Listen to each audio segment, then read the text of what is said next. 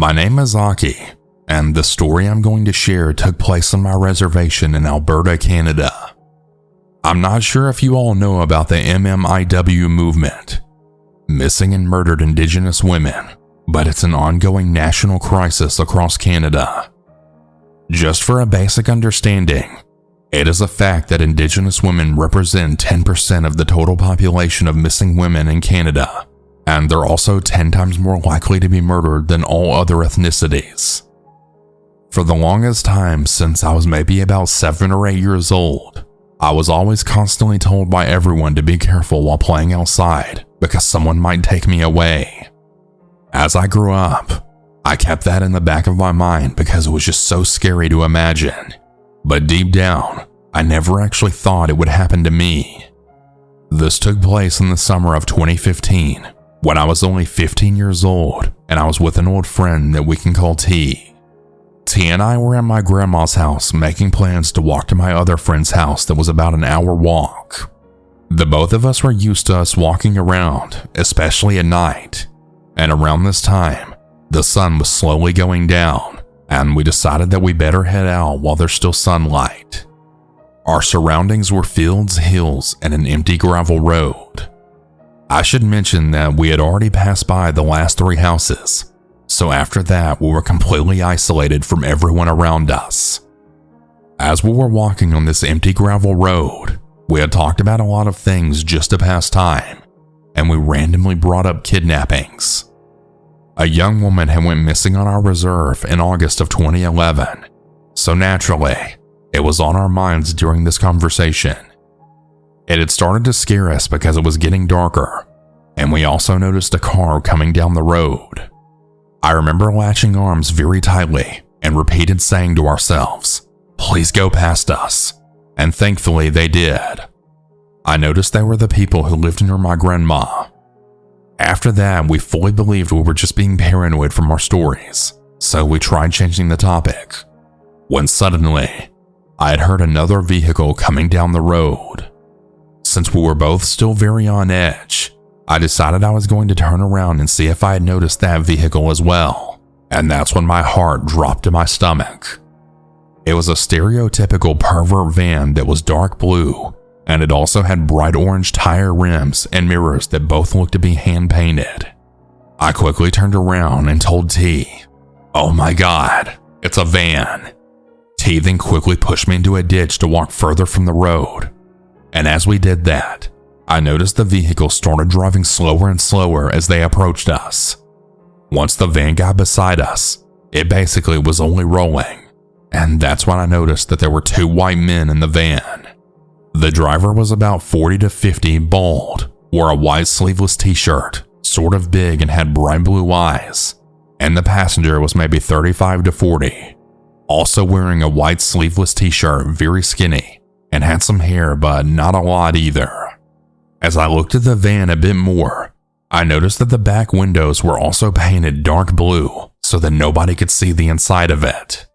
Once I had seen this and who was driving, I started to freak out, and I'd grabbed onto T's arm for comfort. That's when the driver then said, "Where are you ladies going? Y'all need a ride?"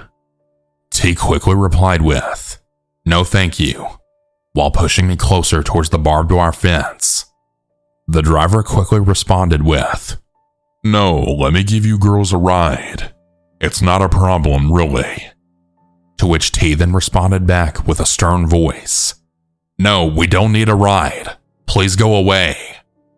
That's when the van then came to a complete stop, and we both heard the driver then say in an angry tone to his passenger, "All right, get out and go get them."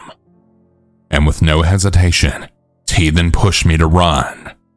Very quickly, T grabbed the barbed wire fence to open it, and I jumped through it, but I'd got caught in it and scratched my knee up. But the adrenaline made me feel no pain, only panic. Once T got through, we both ran down the hill, not looking back even once.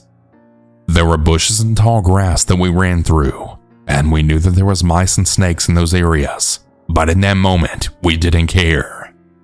We had finally gotten within an eye's view of my friend's house, but it was still a ways away, so we decided to hide in the bushes for a moment. As I was looking up the hill, I noticed the van was driving very slowly along the edge of the hills to try and see where we ran off to.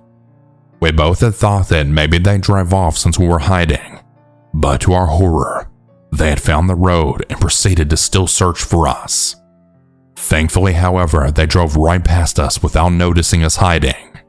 Once we had seen that they were far away, we got up and ran as fast as possible as we could to my friend's house.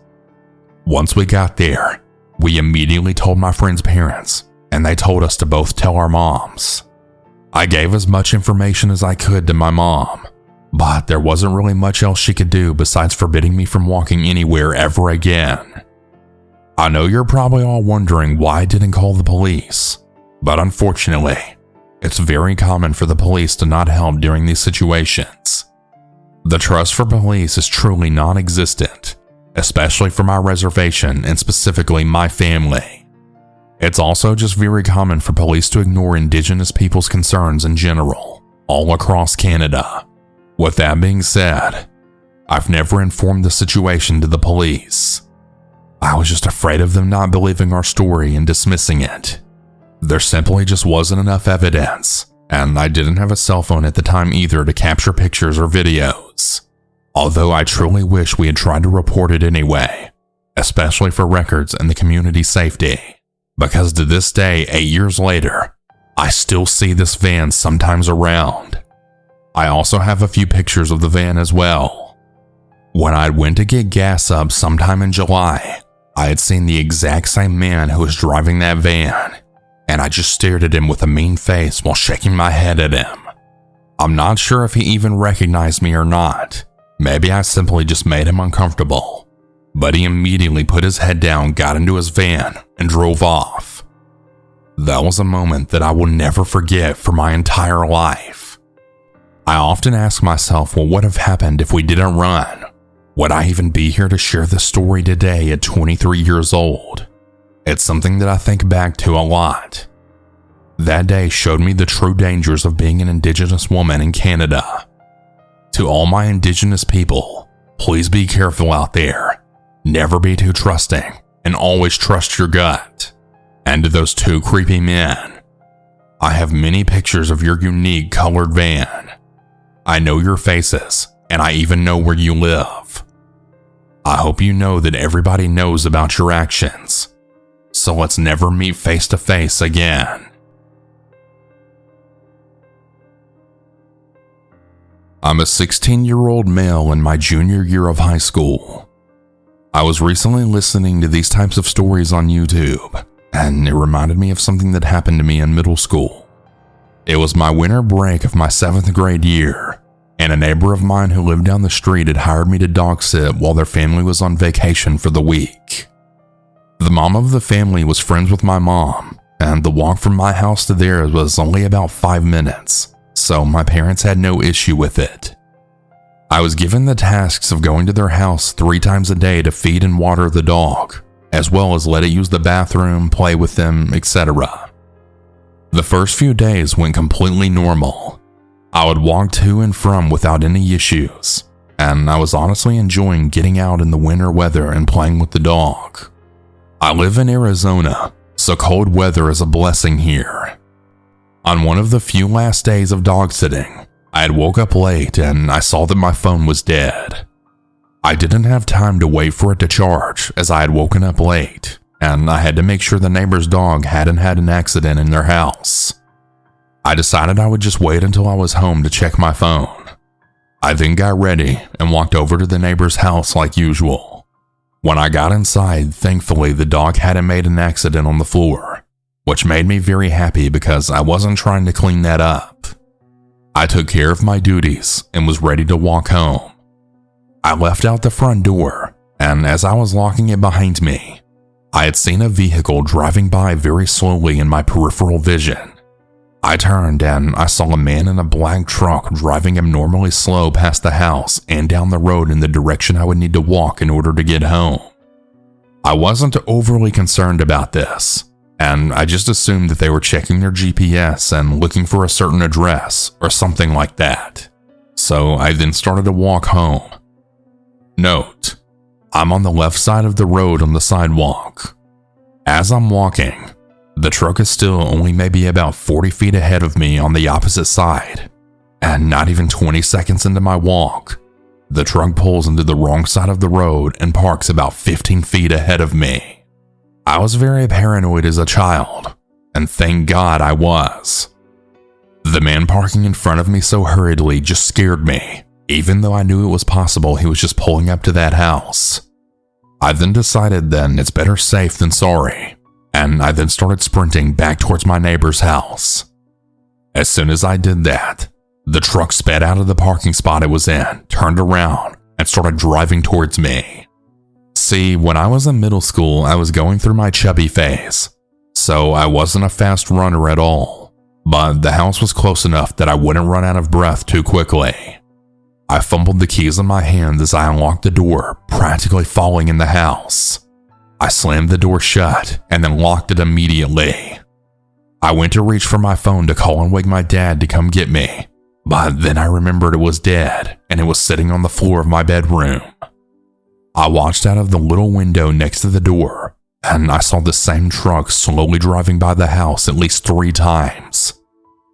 I decided that now I would just go in the living room for a while and just watch TV just to play it safe. I wasn't worried that the man would try and break in or anything. I was more so worried he would be waiting outside the door or something. I had hoped that maybe I was overreacting and that it was all just one big coincidence and that the man really was just trying to find a house.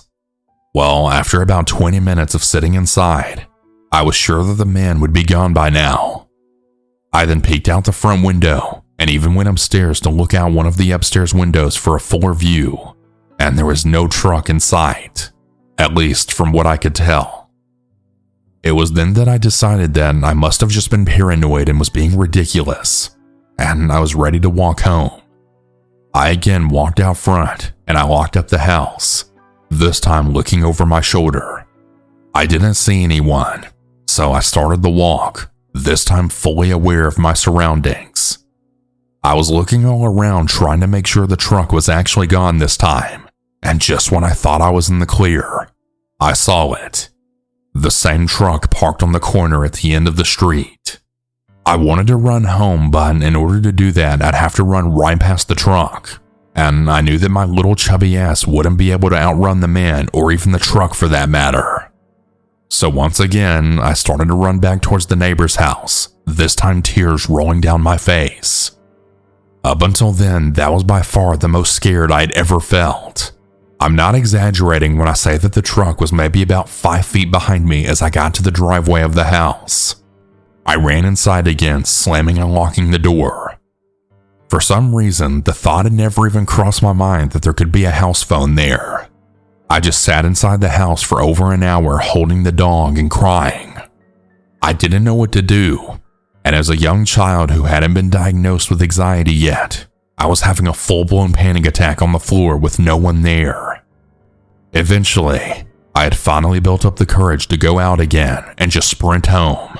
I got outside and locked the door as fast as I could, and then started booking it.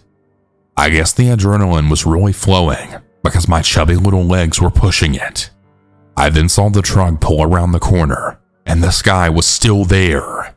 I don't know why he didn't assume that I'd called the police or my parents and just left at that point. Maybe he actually knew that the neighbors were out of town and that a kid was watching the place, so he assumed I wouldn't have a phone or something. Or maybe he was just dumb. I heard the truck picking up behind me, and by this point I felt like I was going to pass out from a mixture of fear, lack of breath, and just pure panic.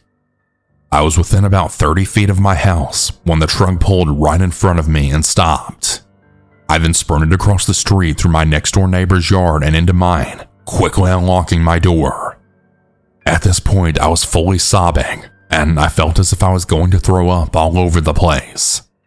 My dad, who had just woken up and was making his morning coffee, had heard the commotion, and then came out of the kitchen asking what was wrong. I tried to explain between breaths, but I had struggled to get anything out. By the time that I was able to tell him what happened, the man would have been long gone. I had no identifying features other than the fact that he drove a black truck. My dad thought I was overreacting, and maybe that it wasn't the same truck, but I know for a fact that it was. It really seemed like my dad wasn't taking me serious about any of this, but he did at least still comfort me and made me some breakfast. It may seem like I'm overreacting, as the car had just moved and parked a few times, but if you saw the way the man was driving and how it was every time I was moving, you would know that his intentions were bad. I really don't like to think about what would have happened had the man successfully caught me. Although I will never forget this experience, as it really taught me a valuable lesson. Always be aware of your surroundings, and on top of that, if you're able to, always try and keep your phone fully charged, as you never know when an emergency could arise. Be safe out there, everyone, and always trust your instincts, as it could be the very thing that saves you. The story took place when I was 17. I lived in a rather small town next to a big city where my boyfriend lived at. Most days I would visit him at his house in the city that he had shared with 3 older brothers. One day on my way to see my boyfriend, I had noticed a white van behind me, like one of those typical sketchy tinted window vans everyone thinks of when they think of a kidnapper vehicle. But I didn't think too much about it. I thought that just maybe we were going in the same direction. But later into the trip, I noticed the same white van is still behind me. I started to get really nervous, but just tried to blow it off. So as I continued my trip, I tried to not focus on the van behind me, and I drove all the way to my boyfriend's house. The next thing I know, I parked in front of his house with the same van parked right behind me. That's when I knew that this wasn't just a coincidence, and I started to freak out and didn't know what to do. So I then decided to call my boyfriend and ask him to come to the front door and get me. He agreed, and the second he stepped out of the house, the van sped off. I then rushed inside, telling him everything that happened. My boyfriend convinced me that we needed to call the police and report it. We did call, but since we didn't have enough information, they pretty much told us that there was really nothing they could do. So fast forward a few weeks later, I was watching the local news and I had saw a headline about a group in my area caught kidnapping and sex trafficking many young women. They also had a picture of the van identical to the same van that followed me that day that it happened. I really tried to convince myself that it couldn't be the same one. But then, I saw the same tinted windows and the same gray duct tape holding the smashed passenger side mirror in place. I knew that it was the same one. It truly makes me sick to think about what might have happened to me if I had decided to get out of that car that night. It has definitely taught me to be more aware of my surroundings, but the amount of trauma it's given me will be with me for the rest of my life. Please be safe out there, everyone.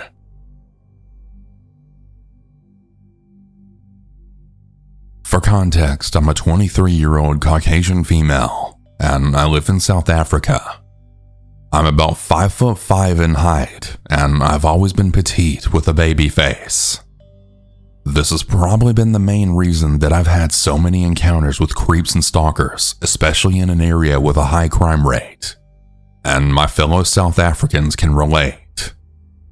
I work in the modeling industry part-time, so I get a lot of unwanted attention even on the days I'm off work. This was one such day. Not too long ago, I was at the mall with my mother looking for some new clothes and makeup, having a mom and daughter type of day. The whole time though, my mom kept looking around, seemingly distracted by something. So I asked her what she was looking for. My mom had then whispered to me that she didn't like the way that this one guy was looking at me, and then gestured with her head to someone behind us. My mom has always been very overprotective of me, to the point of paranoia, and I just assumed that she was just having another one of her mama bear moments. I did, however, look behind us, and sure enough, there was a tall man in a thick black winter jacket, winter pants, and boots just browsing the makeup aisle. This was pretty weird as it was in the middle of the summer. My mom and I were both wearing sundresses and sandals because it was just that hot, even in the mall. I conceded that he gave a weird vibe, and we moved to the next aisle over. But this is where things started getting truly weird. It seemed that whatever aisle we moved to, the man followed us there. This continued for about 10 or so minutes before my mom suggested we leave as she wasn't comfortable. We both headed to the exit of the mall and decided to head home. We didn't get anything as my mom was just really weirded out by that guy. As we were leaving the exit though, the man continued to seemingly follow us from a distance, and this really freaked us out. Why we didn't just head to security, I don't know. My mom and I just wanted to leave as quickly as we could at that point. As we got to the parking lot, the man had actually caught up to us and approached us. He asked us if we knew where to find a phone repair store. This was really weird even of itself because in order to leave this exit, you walk by several repair stores. My mom grabbed my arm and pulled me behind her and then firmly told him, "No, we don't," as she then began pulling me to the area where we parked our car at. The dude had an angry look on his face as he held up his phone, again saying that he needed to find a repair shop right now, that it was urgent. He then turned to me and asked, "Can you please take me to the nearest repair shop?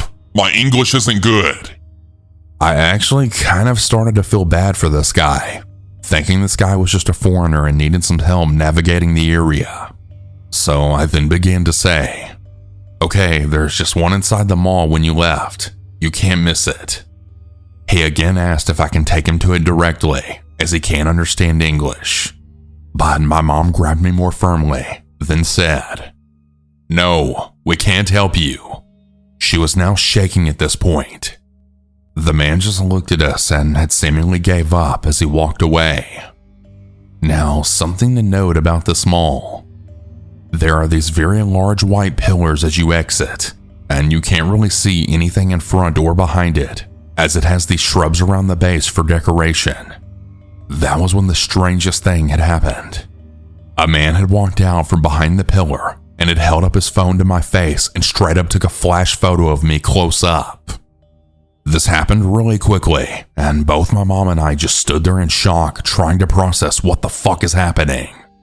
Before we could even shout or yell at this man, both him and the man from earlier suddenly took off running together into the parking lot. They then jumped into a car that then sped off.